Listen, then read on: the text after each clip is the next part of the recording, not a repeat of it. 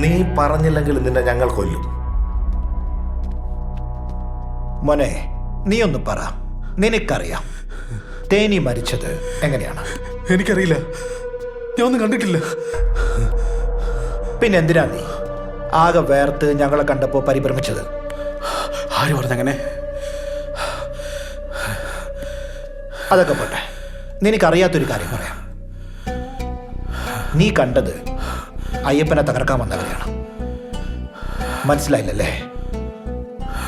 നാളെ ഈ സമയമാകുമ്പോ ശബരിമല ഒരു ബോംബിട്ട് തകർത്തിരിക്കും. എന്റെ അയ്യപ്പനെ തുടങ്ങാൻ അവരെ അനുവദിക്കില്ല.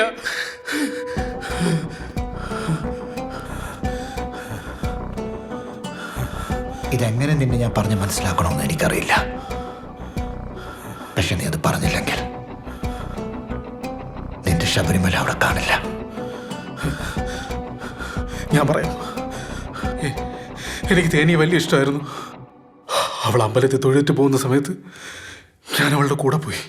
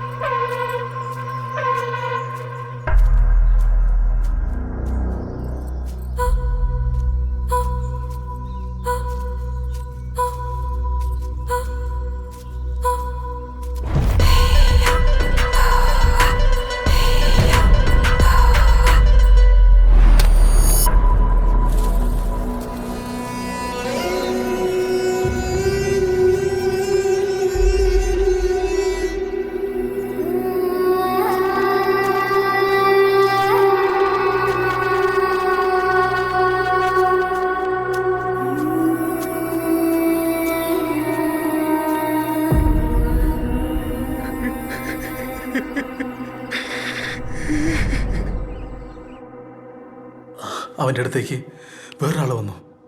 നല്ല മുടി വളർത്തിയ വലിയൊരാള്. അവര് തമ്മിൽ ഏതോ ഭാഷയിൽ എന്തോ സംസാരിച്ചു.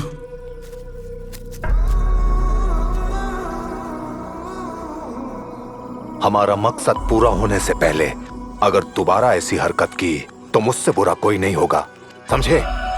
जंगल का एक पत्ता भी नीचे गिरता है ना तो यहाँ के लोगों को पता चल जाता है, याद रखना.